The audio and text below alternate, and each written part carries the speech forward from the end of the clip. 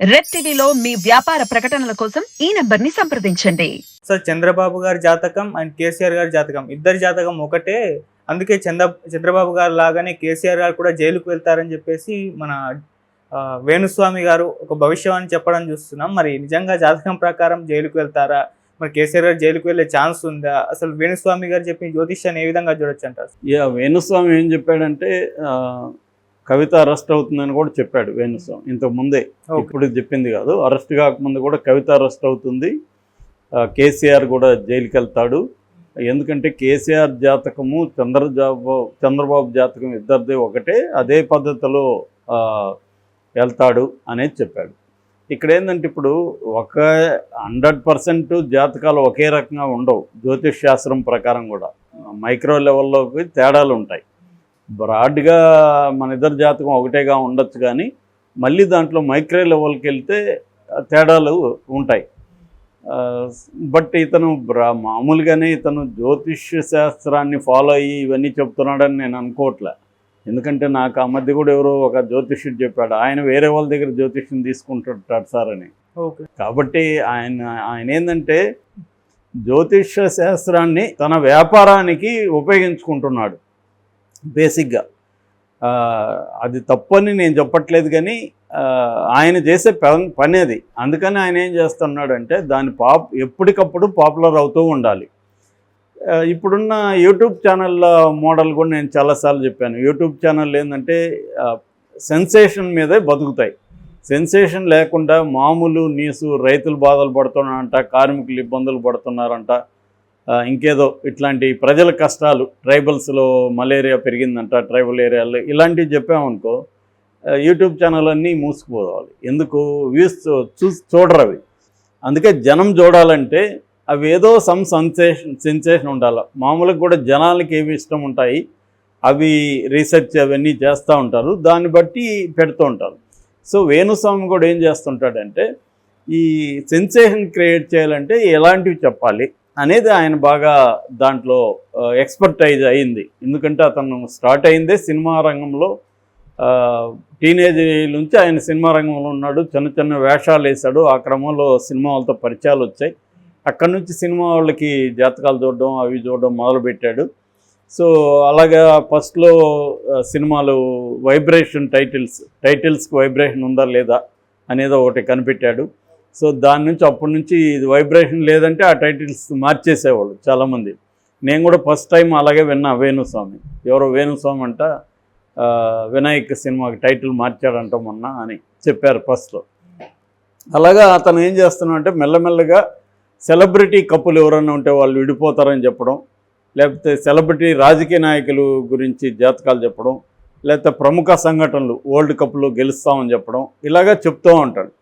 జనరల్గా జ్యోతిషం అనేది ప్రిడిక్షన్ తప్ప ఇంకేమీ కాదు. అది దానికి వేరే ఎన్ని కథలు చెప్పినా ప్రిడిక్షన్ అంతే. లైఫ్లో ప్రిడిక్ట్ చేయడం, నీకేమో అవ్వచ్చు అని ప్రిడిక్ట్ చేయడం తప్ప ఆ ప్రిడిక్షన్కి కూడా అనేక లిమిటేషన్స్ ఉంటాయి. అతని నాలెడ్జ్ స్థాయిని బట్టి, క్లయింట్ని బట్టి, క్లయింట్ నీకు ఇచ్చే ఇన్ఫర్మేషన్ బట్టి మనం ప్రిడిక్ట్ చేయొచ్చు. జనరల్గానే మామూలు కామన్ ఇష్యూస్ ఏముంటాయి ప్రజలకి? ఉద్యోగం, ఆరోగ్యం, ఇంట్లో సంబంధాలు, కుటుంబ సంబంధాలు, మనుషులతో సంబంధాలు, ఈ ప్రధానంగా ఈ 3 ఆస్పెక్ట్ల నుంచి మిగతా అనేక అంశాలు వస్తుంటాయి. సో అంటే ఆర్థిక కష్టాలు, కుటుంబ సంబంధాలు, ఉద్యోగం, ఆరోగ్యం, ఇవి ప్రధానమైన సమస్యలు మనిషికి. దీని నుంచే ఇంకా స్టెమ్ అవుతుంటాయి. సో ఇది తెలిసినప్పుడు ఏమవుతుందంటే ప్రతి మనిషికి ఒక హోప్ ఇవ్వడం అనేది జ్యోతిష్ శాస్త్రం చేస్తుంది. అంటే ముందు నేను భయపెడుతుంది, నీకు 6 నెలల పాటు చాలా సీరియస్గా ఉంటుంది పరిస్థితి ఉంటుంది. తర్వాత ఏమో ఇది చేస్తే నీకు అది తీరుతుందని చెప్తుంది. ఈ పూజ చేయి, ఈ రాహుకేతు పూజ చేయి, ఇంకొక పూజ చేయి, నవగ్రహాల పూజ చేయి అని నీకు ఒక రెమెడీ కూడా ఇస్తుంది. అంటే ఒక ప్రాబ్లం ఒక డయాగ్నైజ్ చేయడం, దానికి రెమెడీ ఇవ్వడం అనేది చేస్తుంది. అసలు జ్యోతిష్ శాస్త్రం చేసే పని ఇది. దీనివల్ల ఏమవుతుందంటే వాళ్ళు 10 చెప్తారనుకో, అందులో ఒకటి నిజమయ్యే ఛాన్స్ ఉంది ప్రెడిక్షన్లో. ఎవడైనా, నేను కూడా జ్యోతిష్యం, మాకు ఒక గురువు ఉండేవాడు ఒక ఆయన చూస్తేనే బ్రాహ్మణ్ లాగా ఉండేవాడు. ఆయన బ్రాహ్మణే, మరాఠీ బ్రాహ్మణ్. కాకపోతే ఆయనకి దేవుళ్ళు పూజలు నమ్మకం లేదు. కానీ ఆయన చూసినప్పుడు అందరూ వచ్చి చేతులు ఇచ్చేవాడు, స్వామి మాకు చెప్పండి సార్. ఆయన నోటికి వచ్చింది చెప్పి పంపించేవాడు.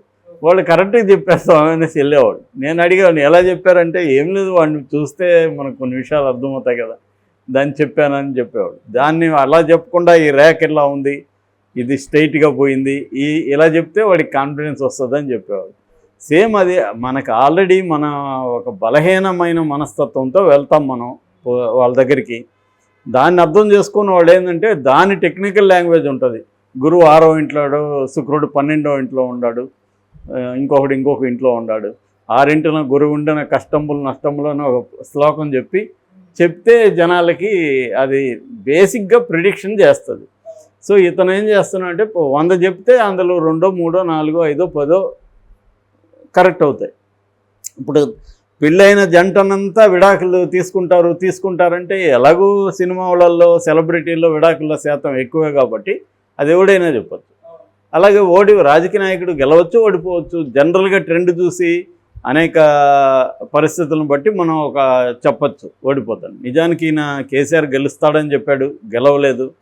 వరల్డ్ కప్ విన్ అవుతుంది అన్నాడు, విన్ అవ్వదు. ఇలాంటి 1,00,000 జనాలు పెడుతున్నారు ఆల్రెడీ ఇతను చెప్పిన వాటి ఏవేవి అవ్వలేదని. కానీ అయిన వాటిని ఎక్కువగా మీడియా కానీ అన్నీ ఫోకస్ చేస్తుంది. అలాగా చంద్రబాబు అరెస్ట్ అవుతాడని నేను ముందే చెప్పాను అంటాడు. ఇప్పుడు కూడా కేసీఆర్ అరెస్ట్ అవుతాడనే విషయం ఆయన చెప్పాల్సిన అవసరం లేదు. మనం మామూలుగానే గెస్ చేస్తే చెప్పచ్చు. ఎందుకంటే రేవంత్ రెడ్డి పోకడంతా కూడా ఎలాగ ఉందంటే కేసీఆర్ని అరెస్ట్ చేయాలనే వైపుగా ఉంది. దీనికి బీజేపీ సపోర్ట్ చేస్తున్న వాదన కూడా ఉంది. అందుకనే రేవంత్ రెడ్డి వచ్చిన దగ్గర నుంచి కేసీఆర్ని టార్గెట్ చేస్తూ ఉన్నాడు. కుంభకోణాలంతా బయటికి తీస్తున్నాడు. కాళేశ్వరం డ్యాంలో జరిగింది కానీ, విద్యుత్ రంగంలో జరిగిన 85,000 కుంభకోణం కానీ, తర్వాత ఇప్పుడు ఫోన్ ట్యాపింగ్ ఇష్యూయింగ్ కానీ, ఇలా 1 by 1 తీసుకొస్తా ఉన్నాడు. మరోవైపు బీఆర్ఎస్ని ఖాళీ చేసే కార్యక్రమం కూడా స్టార్ట్ చేశారు.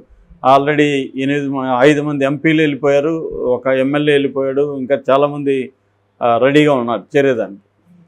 సో ఈ క్రమంలో కేసీఆర్ని అన్ని వైపుల నుంచి కమ్మాలి అన్నది ఒకటి జరుగుతుంటే, కేసీఆర్ ఏమో మరోవైపు నుంచి కాంగ్రెస్లోకి తన మనుషులను పంపించి ఇన్సైడ్లో నుంచి కాంగ్రెస్ను దెబ్బతీసే కార్యక్రమం కేసీఆర్ కూడా చేస్తున్నాడని వార్తలు వస్తున్నాయి. సాక్షాత్తు సోనియా గాంధీ రేవంత్ రెడ్డిని హెచ్చరించింది, ఒక 2 ఎమ్మెల్యేలు మాత్రం నువ్వు తీసుకోవద్దు అని రేవంత్ రెడ్డికి సలహా ఇచ్చిందని కూడా నిన్న వచ్చింది, మనం చెప్పుకున్నాం కూడా. సో ఇలాగా ఇవి ఎందుకంటే వీళ్ళకి మంచి మెజారిటీ లేదు కాబట్టి 60 మ్యాజిక్ ఫిగర్ అయితే 64 ఉన్నాయి, సిపిఐని కలుపుకుంటూ ఒకటి ఉంది. సో కాబట్టి ఒక 7-8 మంది బయటకు వచ్చినా కూడా ప్రభుత్వం కుప్పకూలిపోతుంది. కాబట్టి ఇటు కేసీఆర్ని మనం తక్కువ అంచనా వేయలేం, ఆయన ట్రై చేస్తుండొచ్చు. మోడీ ఎటువైపు ఉన్నాడు అనేది కూడా వెరీ ఇంపార్టెంట్. ఎందుకంటే మోడీ ప్రతి రాష్ట్రంలో కూడా ఏదో ఒక పార్టీని డిస్టర్బ్ చేసి దాన్ని వీక్ చేసి ఆ ప్లేస్లోకి రావాలనేది మోడీ స్ట్రాటజీ కూడా ఎప్పటి నుంచో ఉంది. సో ఆ రకంగా గతంలో కాంగ్రెస్, ఎందుకంటే దేశవ్యాప్తంగా మోడీ కానీ బీజేపీ లక్ష్యమే కాంగ్రెస్ ముక్త భారత్. కాబట్టి తెలంగాణలో కూడా కాంగ్రెస్ని రానివ్వకూడదు అనుకొని బీఆర్ఎస్తో వాళ్ళు లాలూచి పడ్డారు, బీఆర్ఎస్తో కుమ్మక్కయ్యారు. కానీ కాంగ్రెస్ అధికారంలోకి వచ్చేసింది. ఇప్పుడు కాంగ్రెస్ కొద్దిగా బలంగా ఉంది ఇక్కడ. కాబట్టి బలహీనంగా ఉన్న బీఆర్ఎస్ని తొక్కేస్తే మనం ఆ ప్లేస్ని ఆక్యుపై చేసుకుంటే బాగుంటుంది అనేది బీజేపీ ఊహించే అవకాశం అయితే ఉంది. లేదు కాంగ్రెసే ప్రధాన ఎనిమి కానీ బీజేపీ కానీ అనుకుంటే ఇప్పుడు కూడా కేసీఆర్తో కుమ్మక్కయ్యి కాంగ్రెస్ని ప్రభుత్వాన్ని కూలగొట్టే అవకాశం ఉంది. అందుకనే వీళ్ళు ఒక్కోసారి రేవంత్ రెడ్డిని కూడా ఏకనాథ్ షిండే అని పిలుస్తున్నారు.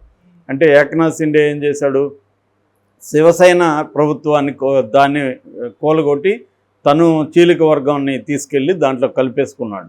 అట్లాగే శరద్ పవార్ బ్రదర్ అయిన అజిత్ పవార్ కూడా తన పార్టీని, కాంగ్రెస్ పార్టీని, శరద్ పవార్ కాంగ్రెస్ని చీల్చేసి తను తీసుకెళ్ళాడు. ఇప్పుడు అదే అసలైన పార్టీగా అయిపోయింది.